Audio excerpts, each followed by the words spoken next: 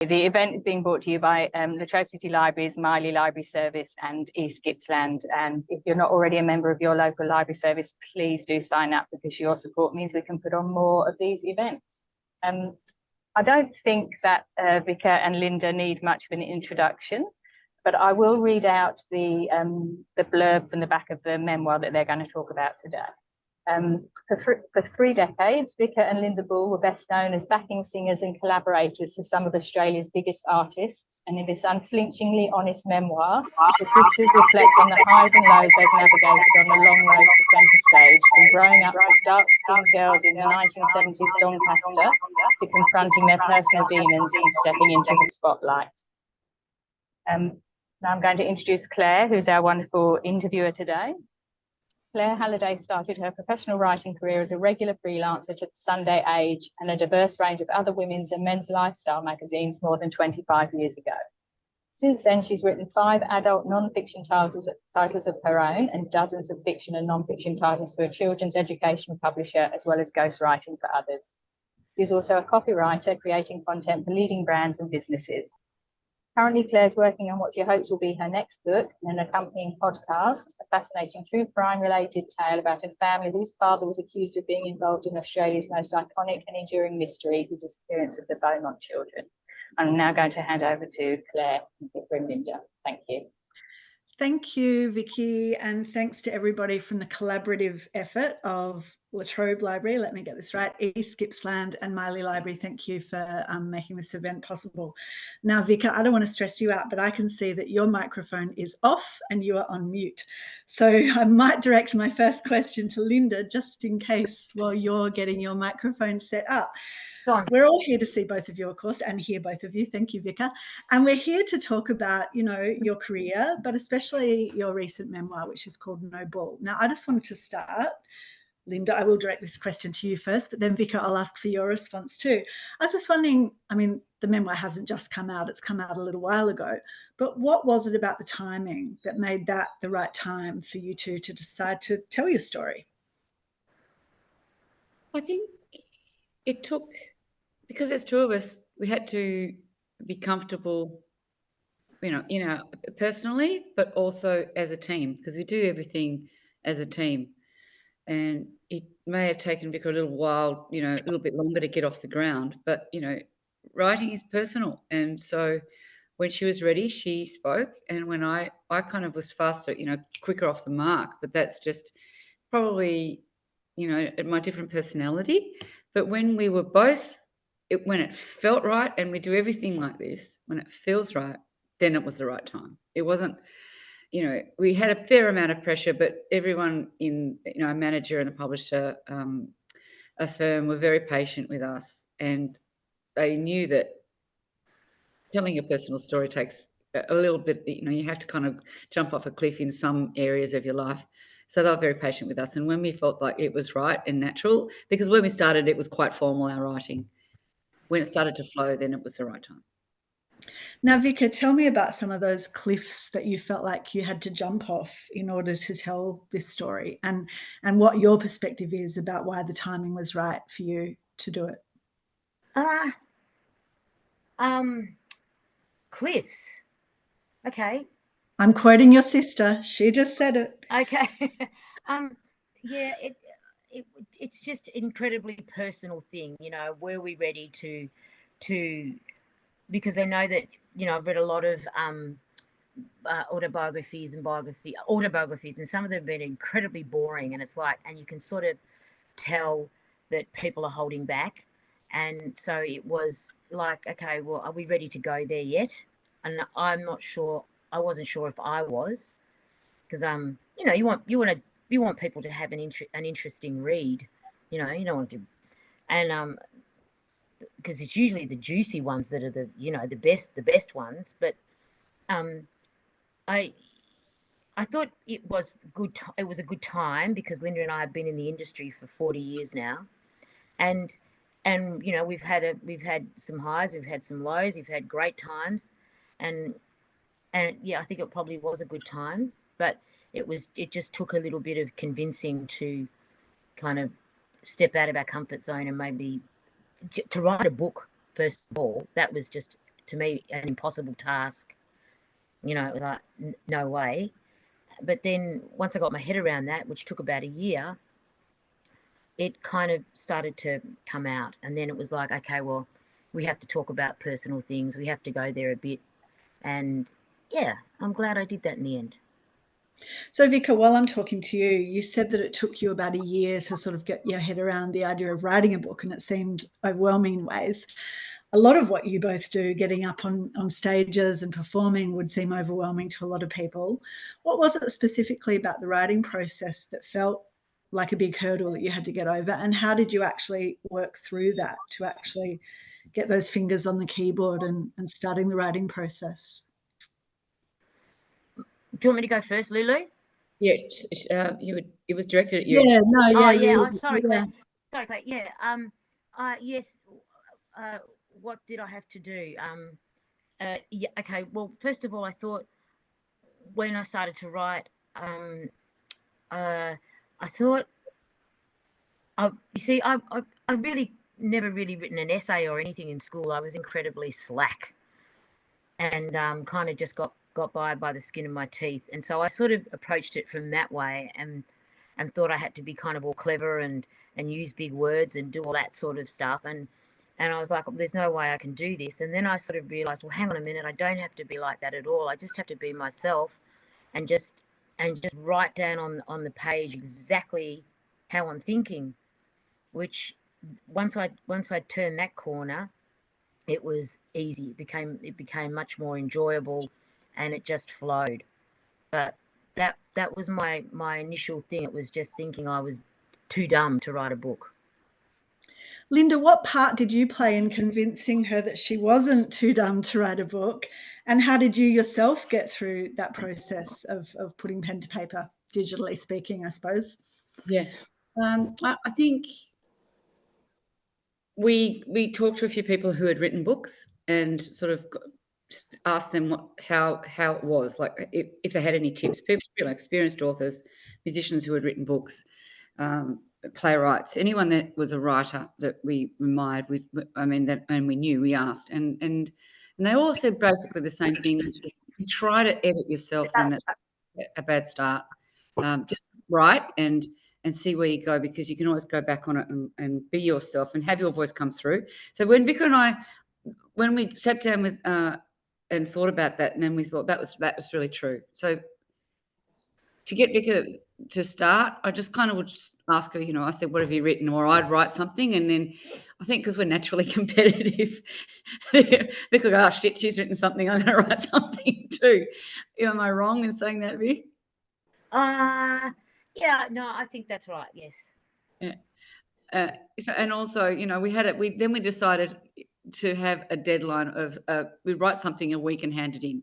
And when we started doing that, and we knew we had to sort of hand in our homework to our manager, Lisa, who would then pass it on, we were sort of, that started to flow. That deadline was fantastic. And I find that when I get given a job, I like to finish it, and so does Vic. So we knew that we'd do it, and we did it. But it took about now, Linda, you've talked about talking to other, artists and musicians who had written biographies and asking them for tips, and that advice that you got about not editing yourself as you go, because you probably never end up with anything. That deals with the writing process. But what about the editing as you go of the actual life stuff that you're going to reveal in a memoir? From your perspective, was there stuff that, you started to write and then you went, oh no, I better not say that, or I'll say that differently? And how did you approach that?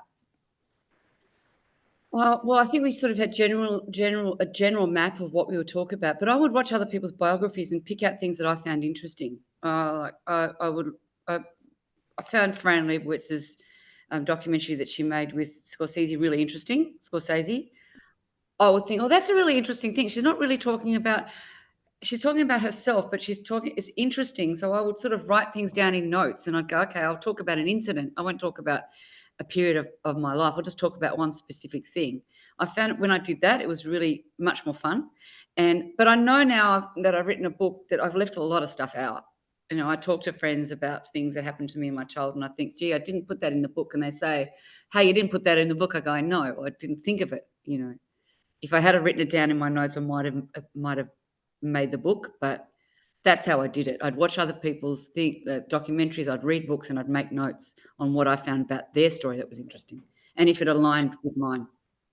So, Vika, expanding on what Linda just said about how she said, she realized that there were things she left out. I guess in some ways that might be just a memory thing. And maybe the way some people view somebody else's lives, some things are important to the person who lived through them. Maybe they're a different level of importance. Did you have things in your own life that you thought, oh, I didn't put that in, or I should have? Why didn't I? I can't believe I didn't. Yes, there were lots of things.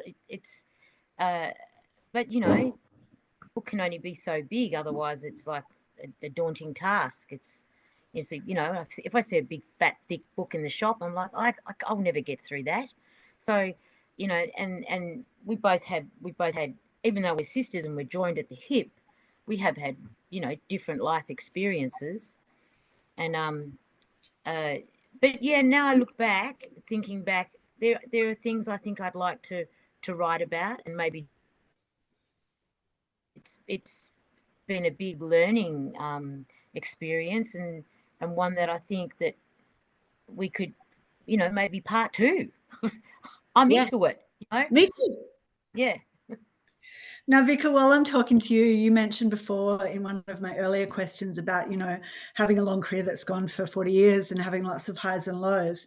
I'm just wondering, as somebody who's revealing, personal details of yourself, and just as a writer doing this book, was it easier to write the highs than it was to write the lows? Or in some ways, do the lows churn up those raw emotions that kind of make it easier to write about? I found the lows, well, going back before, like reading other people's documentaries and things, sometimes I think they just expose way too much, so that was like, I didn't want to go down that path. I mean, Linda and I both have had our demons. We've had, things happen to us and all sorts of things. It was just sort of, that was when it was like, okay, I'm not going to go too far, but I want to talk about it. I want to, because it has affected my career in certain ways. And so I found maybe I went a little bit deep, but maybe I could have gone a bit deeper with some of my lows. With my highs, probably I could have gone a lot higher. I'm not exactly the most descriptive writer on the planet. I don't have flowery language. I just sort of tell it how it is. Did you have a good time? Yes, I did. That's it. But then I realized I've got to sort of, I think now that I'm more in touch with, my emotions and how I feel, because I'm clearer now, because I gave up the booze, that I can kind of maybe revisit some of those experiences, and I remember, things come back to you when you're writing, and that probably could be a bit more descriptive about how I felt and places I visited and people I met. I think that's something I'd like to explore, and I found both experiences both equally hard to write about. The highs and the lows were both hard. They were trying to get through to the reader how I was feeling at the time, and how to put that on paper. That was difficult for me. Linda, Vika does share some lows, and obviously, she mentioned before that you're joined at the hip as sisters. So you lived through the highs and lows that you've shared in so many ways, but reading that other person describe it in their own words can be a different thing, and confronting in a different way. What did you find hard about reading some of her own perspectives about her own story? Well, there's certain things Vika didn't tell me, when she was seeking help for her drinking. I didn't know that the lengths she went to. She didn't say anything. And I thought, I knew everything, but there are things there that I didn't know. I mean, I know I was there for a lot of the time, but not all the time. So they were enlightening to me, and the fact that she tried so many times, and that was good to read. It was very upsetting to read the pain that causes, but I was there for a lot of it, so I felt it, and I was really proud of her to go there. I think that the reason why we were writing about those things was not just for ourselves, but for others who think that you are one thing, or artists are one thing, and there's this whole other thing going on behind the scenes. they're not aware of. And I think that's good to kind of show yourself in your true, in how you are as a woman in the music industry, what you go through with children to get on stage, what you go through with, add that addiction to that, add family dramas, add, debt, add all those things. And they need to see that. I thought it was helpful that we talk about those things because they're real things that happen to us. With all those difficulties, Vika, that Linda's touched on, like the debt and the challenges of being a woman, especially in the music industry, why, going back to the child you, did you want to pursue this career so doggedly? Because, you did mention your different personalities. You were the one who was really keen to pursue music more than Linda, really, weren't you? Yes, Claire. I singing is it's a passion. It's something I've always done. I mean, Mum, I think I came out of the womb kicking and singing, and it's just something that I think you're born with, and it's just you're just born to do it, and it's just I had no other option. It was. And then once I realized I could do it, it's like, well, if I've been given this beautiful gift, I'm going to give it a red hot go, and do the best I can. And there was no other choice for me, really. I don't think I would have. I don't know how I would have felt had I not. But look, I don't think it's the career that my mother really wanted me to do, but I didn't listen to her because the desire and the ambition and the passion was way more stronger than obeying my mother. But that wasn't always the case for you, Linda. You had other things that you were considering, as you mentioned in the book, other pathways that you could have taken. So had you not read these rock and roll biographies that talked about how bloody hard it was to get in the industry? Or how was Vika able to convince you? Well, I knew, she was really great because I wouldn't be singing if Vika didn't ask me to sing with her. I mean, we knew we could sing because we've been singing together since we were 4 or 5 years old, but it was never a consideration as a career for me. I wanted to be an artist, or Mum wanted me to be a lawyer, or not on stage with Vic. I think she knew Vika was always, that was her path, but for me to do that too, it just seemed unnatural to her. And for a while there, it seemed unnatural to me, but we were encouraged to sing by her in church, so it was pretty easy, and so it wasn't difficult. I think So that's tell the us about the sad thing. Vika, go on. I think that's the sad thing about a lot of kids. It's like they're forced to do kind of what their parents maybe want them to do, or follow that path. And I think even though Mum sort of had other plans for us, when we decided we wanted to be in the music industry, she just let that happen. She said, I've just got to, even though she was disappointed, she still let us sort of have a go and pursue our dreams. So, I just want to say that, and I'm just glad that Linda came along with me for support. And, and because we learned how to sing in harmony from such a young age, we were halfway there. Yeah. Tell me about those memories, Vika, of growing up from that very young age and learning to sing in church and sing harmonies, and what was it about music that your mum really encouraged you to sing in church like that? Well, it wasn't, we didn't actually sing in church that much. We were made to listen to the choir, and Mum was a very, very good singer, and she was part of the church choir. She had a very, very powerful voice, and she loved it. Mum loved singing as much as we do, but not as a career. That was just something you do for God. And so I think as young children, it sunk in. It was very good training for young ears. Hearing that beautiful harmony. The Tongans are very good. They're great singers, and it was fun, And then we listen. Mum and Dad are music lovers, so they have great record collection. So Linda and I would sing along to that, and we'd sing along to the radio. We sing all the ads on television, and all the theme songs that we, used to watch. Petticoat Junction and Gilligan's Island and all those sort of shows, and we knew all the words to all the songs, and then Linda and I would try and harmonise with each other, and Mum would teach us how to do that, and that was great fun trying to learn our parts and find our parts. So, it was just a fun thing to do. Linda, did you have something else you wanted to add from your memories of that? And also, I was just wondering just how important generally being raised within a Tongan culture being an important part of your life, the influence that had on your approach to singing and performing. Well, it was colourful, unlike, it was different. It was very, very different to our weekly routine of going to primary school and hanging out with our friends and hanging out with the kids in the court and playing cricket and football, and, that sort of idyllic Australian upbringing.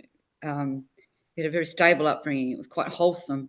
And the Tongan church added this other layer of colour, other world, because it was so different. And that was really good for us because we could kind of jump from one side of the fence to the other. We were always doing that. And I think, the Tongans are beautiful, warm-hearted, loving, open people. And so are the Australians. Our family in Australia are exactly the same, but just so different. And then we'd go to primary school and, we could jump in these fences all the time. And then when we became musicians, it made us very adaptable, very understanding of other people and other cultures, and our eyes were already opened. It wasn't a world where, but not to the sort of sex, drugs, and that sort of, that sort of lifestyle. But we were very aware of other being kind and being open to other cultures. And it wasn't like we hadn't been around people that didn't speak the same language as us ever. It was really good for us. Very, very, very good for us. Linda, you mentioned it was unnatural and then it felt natural. Do you remember that moment when you made that switch mentally, emotionally? Yeah, I think Vika and I, when we started getting quite popular in the Black Sorrows, it was because we did what was natural to us. We didn't try to copy anybody else. We just were doing we had to quickly find a way to be engaging on stage, but also be true and authentic to ourselves. And when we lent on our Tongan culture to dance in a rock band, or we wore a flower behind our hair, or we didn't really kind of make ourselves up a lot, it was quite a natural image. I think that's when, and with our singing, our harmonies that we always did, I think that's when those two came together in the Sorrows days. I think that's when I knew it was like, okay, we've got something here. Yeah. And Vika, you mentioned, that your mum wasn't proud, at the start, but do you remember the moment when she was? When we got our OAM. Tell me about that. It took all those years. It took a long time then for her to be proud, really? Oh, yeah, no, that when we got that was like, okay, it's fine, girls, yeah, I'm happy that you're singers. But it took that long. I mean, she liked it, but it was just like, I think it was the just not a stable career. That was the worry for her. It was for Dad too. It was like the music business, 1 minute you're in, then the next minute you're out, and then no one wants to listen to you. And that is so true. You have, it's like a roller coaster, and, when you make hay, you've got to work as much as you can. So, in those months where there's no work, and it happens a lot, you can get through. So I think that was the main worry for Mum and Dad, the instability. But yeah, finally, because we've been doing it now for so long, Mum's like, okay. And then just to get that OAM and for them to be there to celebrate with us was the best. I think that was the highlight of my career. Yeah. So what did getting the OAM mean to both of you? Well, I immediately thought of our mum and dad. I really do, like Vic. I thought, oh, well, they're going to understand. That's going to be a big deal for them. And because it sort of validated what we did, because Mum loves the Queen and everything. But I mean, I think for them it was like, okay, oh, gee, all right.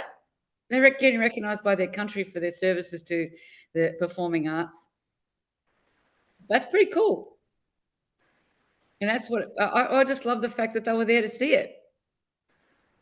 And then, what are some of the times though where you felt like you weren't being recognised, and those lows as a performer, not just talking about the other stuff that's going on in your lives, but the standing up on stage and just feeling like you're not where you want to be, or the audience isn't giving you the appreciation, or What about those times, Oh, Vicky? I tell you, Claire, they're horrible.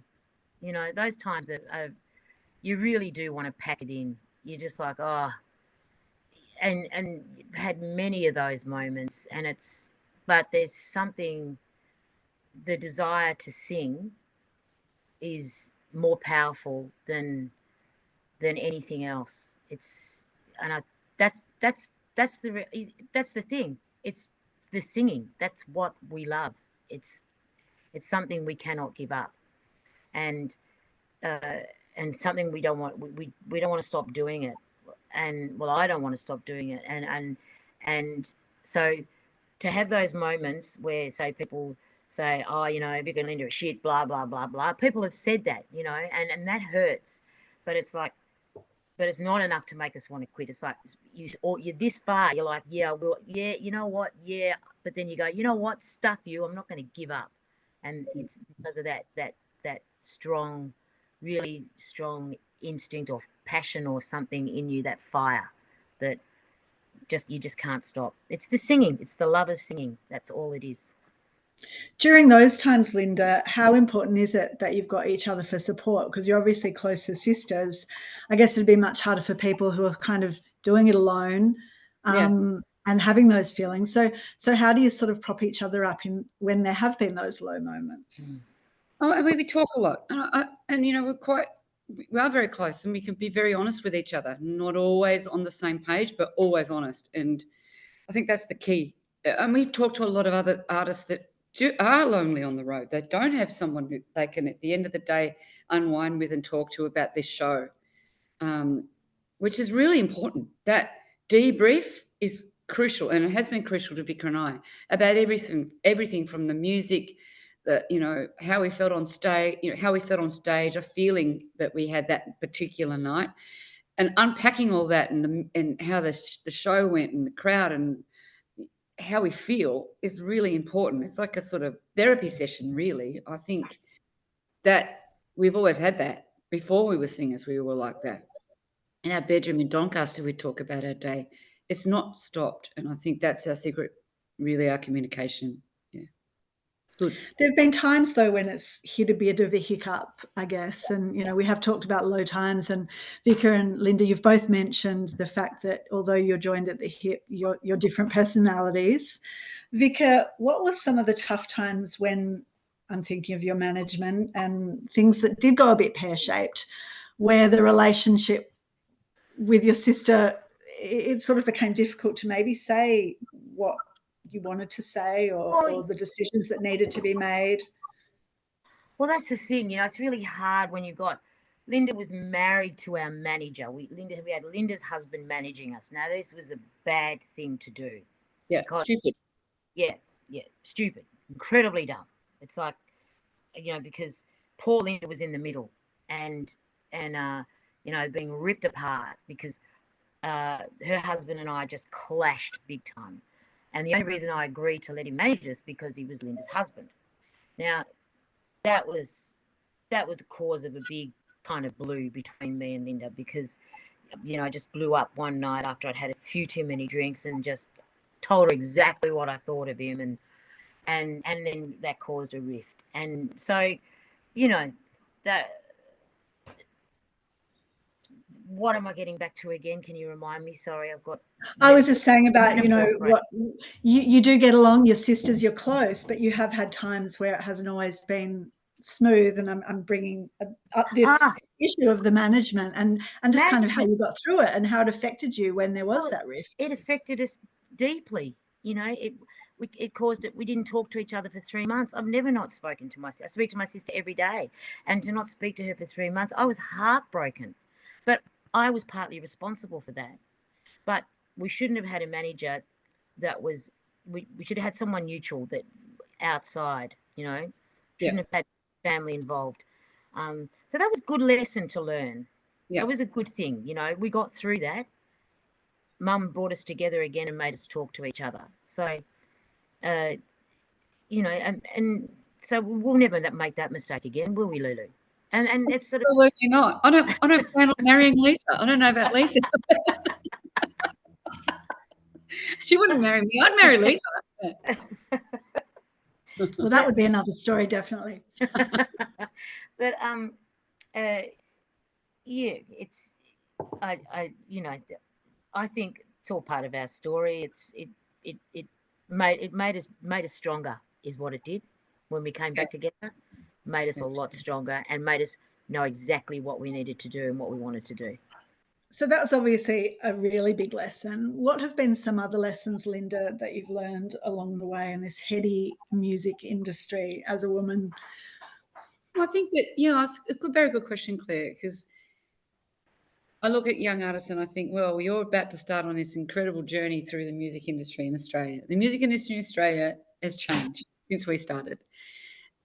And I still think the same rules apply to a certain point, which is be original, be ready for a long road. If you want a fast road, if you want the fast route, then that you can absolutely do that, but you're going to have to pay the price to the person at the gate at some point. If you don't want to, then be prepared for a long road. Be yourself. And I think Vika and I kind of being sort of women, dark-skinned women, sisters, not kind of your cookie cutter artist it's been a good thing. It's been challenging. We've taken a very long way round, but it's been really fun. And I think anyone that wants to embark on a career in the music industry should just be themselves and just work really, really hard and educate yourselves about what you're getting into, because the industry, you need to read the contracts. You need to know what you're signing. I think that's been crucial. Is the industry more or less open these days, though, to letting artists be themselves? Because I mean, with this all manufactured, Australian Idol and Voice, it even seems maybe more aggressive than it was 20 years ago in some ways. I don't know. What are your thoughts? Oh, it's always been aggressive. Pardon? I think it's always been aggressive, don't you? Oppressive. Regressive, oppressive. I mean, there's always been that manufactured, dating back to, people in management have always put together artists going, that's going to make us the next million. But I don't know, that it seems so much more commercialized from the TV perspective with all those shows that sort of cookie cutter, like you mentioned, they sort of pump out a similar type of artist, I guess. Is it harder to be original, I guess, is what I was asking. I think what's been so great about this in the music industry is YouTube and Instagram and TikTok, where people can put up their stuff just as they are, and then it's sort of given maybe the industry a bit of a kick up the bum, because it's gone, hang on a minute, so you can have the daggiest, frumpiest whatever singing like a bird, and everybody loves it, because and that's kind of changed things. That's changed things up, and you don't have to look a certain way. That thing about having to be, I mean, there's still a bit of that. I'm not going to say there isn't. There is still a bit of that, but anyone can have put something up and all of a sudden, have a career. I just think it's a lot more. I think it's a lot more open, it's a lot more varied. I think especially in Australia, a lot more, Indigenous artists are rising up, and it's just people paying attention to them, and I try not to get too because I look at it and I get it. Sometimes I listen to the songs and I get a little bit upset because they're so bad, but I just think when you do, because I look at Instagram a lot and scroll through and look and see kids singing, and there's some great stuff there. You just go, isn't that fantastic that they can do that? And we all get to see it. And there's not someone going, no, you're not going to make it, mate. Sorry. It's like, well, stuff you. I'm going to put it up and see what happens. And so informally, do either one of you sort of mentor any sort of up and coming artists? I imagine people would be turning to you, I guess, and asking for advice. No. Linda? Yeah. Do you feel like you've ever sort of... I have friends that have reached out to me through their parents, and I'm still friends with. I have coffee with them and talk to them about what they're doing. Yeah. That has happened over the years, informally. And what about in your own lives? Do you feel like that was something that you wish you had, or who would you consider were your professional kind of mentors? It was kind of when we got in the industry and started singing, then people like Renee Gayer and Vanetta Fields came along. They were incredible. I mean, I'm always weary of sitting down with young artists and giving advice, because you just don't know what's going to happen. You know, I'm always a little bit weary of that. I get a little bit scared because that I might say the wrong thing or tell them the wrong thing, or because you just don't know what's going to click with people. And but once we got into the industry and sort of were becoming established, people like that came along and really helped us with working in a studio and how to work quickly, and that was very useful. You know, that's something I like, you know, and that's where sort of working on a show like Rock Wiz has been fantastic, because we have gotten to sing with young up and coming artists and harmonizing with them, and, you know, chatting with them backstage and listening to their songs. And that's been a really good fun thing to do, and eye-opening, because they're very I think younger people have they have a lot more direction and focus. You know, that kind of they're very clear about what they want to do, and that's been quite eye-opening for me, because when I was younger, it was kind of like all I knew was that I wanted to sing. I didn't know what style I wanted to sing. I just wanted to sing. I didn't care what. I sang anything.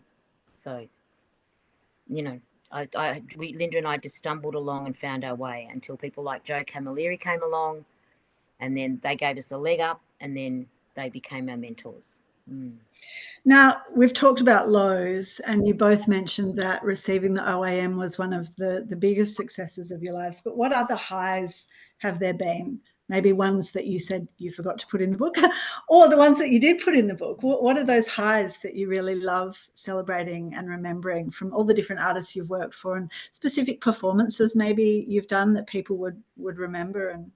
And I think Linda? that, you know, singing the national anthem at the grand final, because it's footy season, and, you know, we've done one or two functions at the MCG, and just seeing the MCG empty and just remembering, you know, when we go to sing there at a certain function or whatever, it just kind of like, it takes me back to the absolute terror that was singing the national anthem at the grand final, and the way that we opened ourselves up to that publicity and the scrutiny of millions and millions of people.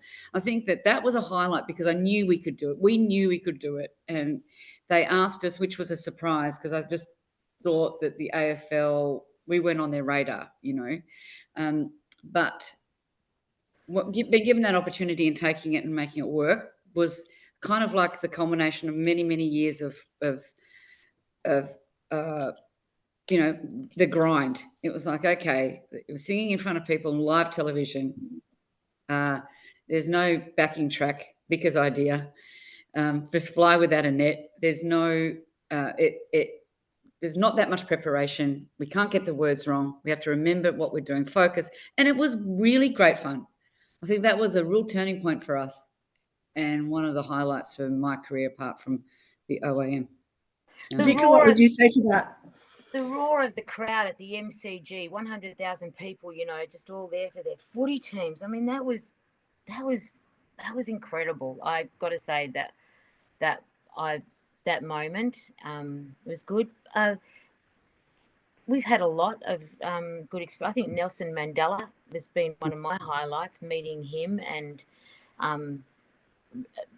being sort of really in awe in his presence. You know, he was a very humble man, and, you know, he stood between me and Linda, and he said, "I am a thorn between two roses," and I'll never forget it. You know, I thought, wow, you got to be kidding me. You're the rose, and that was a highlight for me. It does make you think, you know, when you're growing up in the suburbs and you're little kids and you're just doing your thing. You do think, it does cross your mind that, oh my gosh, how did I get here? What am I doing here with this incredible person? How did this happen? It has happened to us a lot. I do think that often. Now, I want to make sure that we've got time to let the audience ask questions. So if you haven't typed a question yet, audience, please do now, and we'll come to them in a minute. But I just had another question, Vika, because, you know, some of the highs obviously have not always been the stuff that you do together. And in some ways, you know, there's been projects where you've pushed yourself alone. How different is that for you to work on something like that when you haven't got the direct support of your sister on stage with you? Decisions are made a lot quicker, Claire. Okay, that's the positive. What's the cons? Come on, there's got to be some, maybe. Well, of course, not having that family harmony, the person that I harmonise. Is that what you mean? Yeah, I missed that. I just mean how different is it for you when you've done those projects where it's just you and you haven't been together on stage?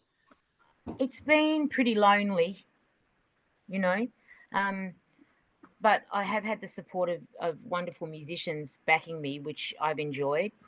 And it's a lot hard. It's very hard work singing a show on your own entirely without that, you know, bouncing off one another. I much prefer having my sister by my side, having that that sound, that harmony. That's a very Polynesian Tongan thing, is the harmony, and that is the thing that I miss the most. But while I've enjoyed doing shows, theatre shows, you know, Edda and Marvin and all those sort of things, it's been great for my singing and learning, but it's hard work. It's very, very demanding, and you know, I've got a lot of respect for people that do things like that. But I just prefer to sing with Linda all the way. It's about the harmony, and it's about the sisterhood for me. Linda? I think she did fine without me. I thought she shone. I really do. I thought, okay, this is what Vika did. You know, Vika always sang like she didn't need me. It was fantastic. I actually did. I don't think you did. I thought, oh, she was brilliant. You know, we're so proud of her as a family. And no wonder she got a standing ovation every single night she did that show. She deserved it. She deserved it. She was just showing people what she could do on her own. And I think, you know, if we ever have, you know, I think it's good to explore. Now, when was the last time you ever thought? Pardon? I asked Linda, when was the last time that she ever thought, shit, maybe I should have been a lawyer?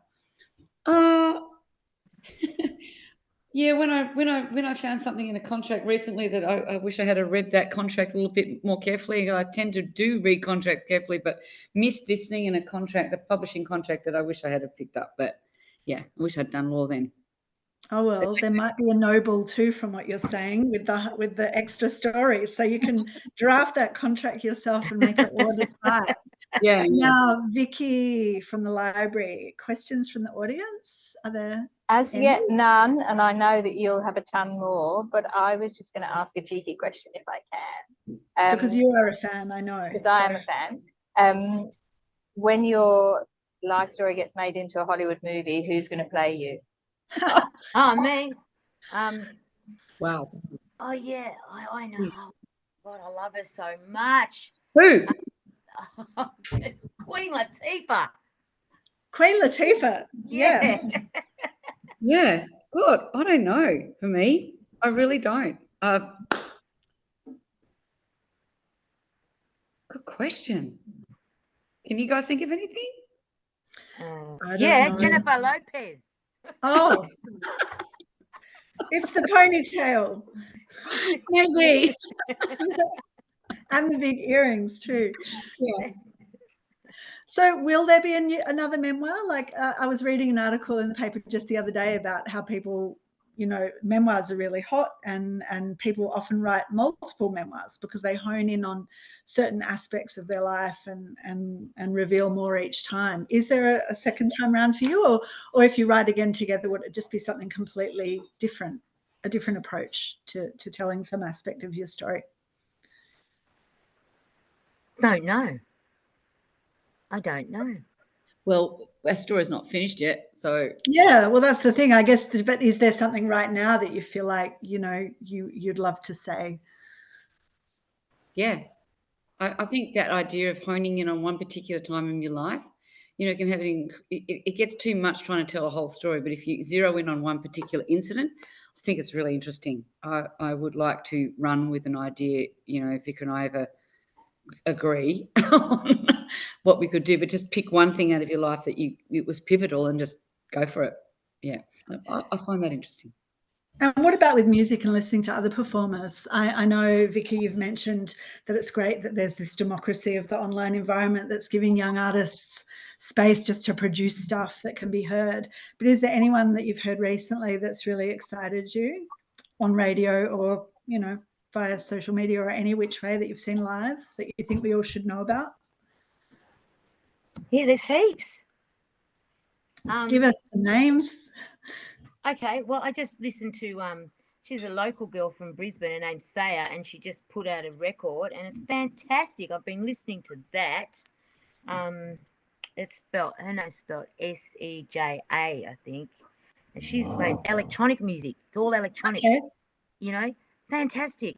And of course, my favourite singer is Miley Cyrus. So anything Miley sings, I just, you know, play over and over and over again because I think she's the world's best singer.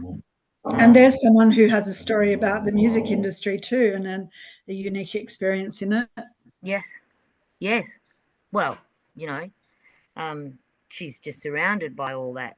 I don't really know Miley's story. I just know her dad's a musician and her godmother's Dolly, and she was a child actor, and that's all I know about her. But I just love her voice. What about you, Louis?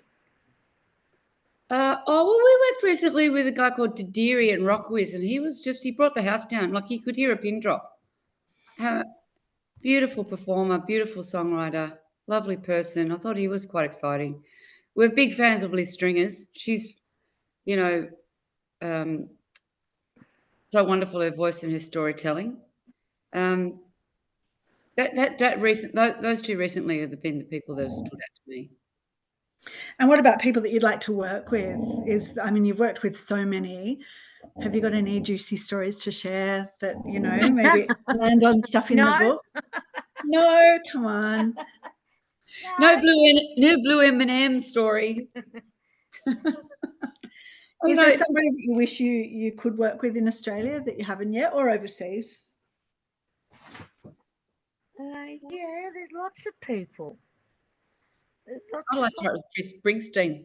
I love Bruce Springsteen. Me too. I would love to see Linda Ronstadt sing, but I never will hear her sing. I would have loved to have worked with her. Sorry, Vic, to interrupt. You're not interrupting. You're talking about all American artists. What about here? Here, oh well, we've worked with a lot of people, but there's more. Recently, who haven't we worked with? We have worked with a few people. And what about what you're both working on at the moment? What's coming up in the next couple of months for Vika and Linda, either individually or together? Well, we're doing a concert, so we're you know, getting ready for that. It's September now. You know, we're just going to blink and it'll be December. So we'll be doing a big Christmas concert, and we've got special guests coming singing with us at the Recital Centre in December. And then we're doing a few shows. We're playing up in Cairns and Darwin and Dashville. We're doing a festival. And we've just started writing songs for a new record. We went and did a writing kind of workshop camp festival last weekend, and we wrote 5 songs up there. So, you know, and that's been really great. That's one thing the book has done for us. It's sort of reignited our songwriting kind of thing. It's opened up the brain to sort of do that a bit more, because we were a little slack with songwriting in the past, even though we've written a few. But it's kind of like, okay, I think we need to sing. We need to write what we want to sing now. We've had enough experience. We know what we want to say. So it's been great. Well, one of my last questions was going to be about what you feel like the book has given you and what the reaction to it has been, but I just saw a question pop up from the audience. So Vicky, could you just read out what that question was? Yeah, so from Lee has asked, what inspired you to offer your Facebook COVID Sunday sessions? And they were wonderful. Oh, thanks, Lee. Thank you. We just wanted to return in a time when we knew that things were going to get locked down. The beautiful feeling that we get from our audiences, just as a little, we wanted to return that. And it was a simple task, just sing one song live on Sundays. We relied on gospel because we thought it was uplifting and it was stuff that we'd always sung and delivered really simply. That inspired us, really. It's just that feeling, that exchange of feelings through social media. We didn't know it would be that well received, but we hoped it would be. But it was just a really direct way of contacting our audiences in a simple way. And am I right in you saying, well, I think you said in the book from memory, that sort of surprised you, the fan base and the connection that was made? Tell us about that, Vika, what that was like. It was very eye-opening. We had no idea.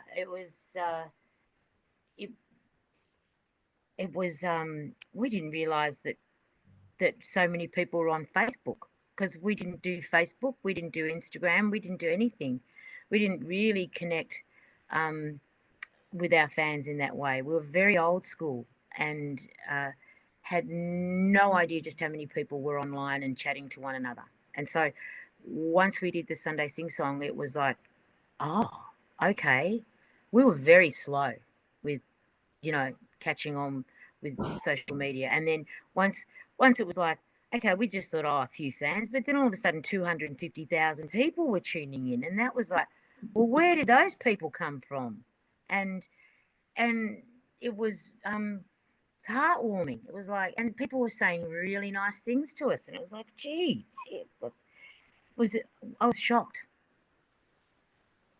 And I guess that was a big part of the decision of writing the book and realizing that there were people interested in your story, because you didn't realize it before, which is kind of surprising, but I guess it gave you the confidence to do the book. So now that you have connected with that fan base in that way and overcome that hurdle to write your story and break down some of those, I guess, emotional barriers that you had to overcome to reveal personal things about yourself for both of you, are you happy with the end product, and what's been the response from the audience, and how do you feel about what the reaction has been to the book and sharing your personal stories? Either one of you, go first. Linda. Oh. I love it how she always handles you. I do, because Linda thinks about things a bit more carefully than I do, and this will give me a little chance to think about it. And that's okay, because this will be my last question and a nice, lovely way to end the talk. Okay. I just want to say, Vika and I we've been very fortunate, and we feel very lucky, and I mean that. I don't like using the word lucky, and I don't use the word blessed very much, but very fortunate in that our audience have come along with us through a few ups and downs and have always treated us beautifully. I feel like when we did our COVID stuff, you could feel it. You could feel it coming back in the way we sent it out. We got it back. We've been treated very well. And I know it can be really hard. A lot of artists put themselves out there. They don't always get that respect back. But we've always, I touch wood every day and thank our beautiful audience for doing that to us, because it keeps us going. It fills us with hope, really. The love that we feel back is really genuine. It means a lot to us. I can't say anything more than that. It changed our lives, what happened to us in the last 5 years, and the fact that we kept going and people have come with us has been something that I'm really proud of. The COVID sessions we get stopped for in the street all the time, and people come up to us all the time about that, about what happened in that period of time. They're happy for us, and I feel it. I don't think it's fake. Yeah. Vika? Yeah. You've had thinking time. Tick, tick, tock. Now I'm throwing it to you to close. Oh, I think Linda and I have been incredibly lucky that like Linda said, that is the one thing, people have followed us and come on the ride with us, and have been to our crappy gigs and have been to our great ones, and they still support us, and we can't be we just to have supporters and fans like that just means the world to me and Linda, and and it's like, that's like Linda said, it allows us to keep going and do what we enjoy doing, which is singing. Yeah. Well, that's a perfect way to end, given that we are talking about your memoir, the story of two fabulous singers. We're talking about the memoir No Bull from the Bull Sisters. Great that your name is that, because it says everything that you wanted to say. It gave you that great opportunity to have that well-titled book, given your focus on authenticity and just wanting to cut through and tell it like it is. So thanks for sharing your stories in the book. Thanks for sharing your stories tonight. Thanks to everybody who's been silent but engaged observers in tonight's everyone. call. Thanks, everyone. And thanks to the libraries for making this possible. Thank you. Claire, There thank you. Yeah. There's just one last comment that I wanted to read out from Kathleen, because I think it sums it up. Thank you for never giving up and sharing your gift with us. And I think that's a perfect way to end. And Liz also said thank you for the wonderful music. Thank you. And that's the legacy. There's a book now as well, but the legacy is the music. And thank you so much for sharing that with us tonight. And thank you, Claire, for asking some wonderful questions. And thank if you, you haven't everybody, bought for the coming book out. yet, Yes. Support your Borrow local the book, bookstores borrow or from the your library by or getting it. So thank you, everybody. Much love to everyone. Linda and I really appreciate all your time and effort. Thanks, everybody. And we definitely appreciate your time coming out to share your story with us tonight. Thank you, everybody, for coming. Bye, everyone. Bye. Thanks. Bye. Thank you.